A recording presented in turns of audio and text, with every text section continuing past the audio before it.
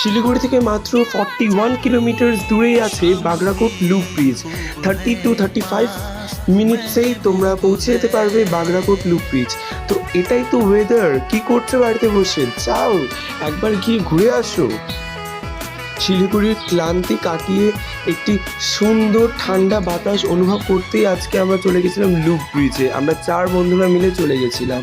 And ওখানে গিয়ে যা এক্সপিরিয়েন্স করলাম, এত সুন্দর ওয়েদার, প্লাস এত সুন্দর ঠান্ডা হাওয়া, প্লাস মেঘ যেন মাথার ওপরে, মেঘ যেন ছোঁয়া যাচ্ছে, এত সুন্দর, এত সুন্দর। কি করছো বাড়িতে বসে? প্লিজ তোমরা চলে এসো বাগরাকোট লুপ ব্রিজ, এত সুন্দর। এটাকে পিঙ্ক ব্রিজ নামেও এটি বিখ্যাত, খুব সুন্দর একটি জায়গা।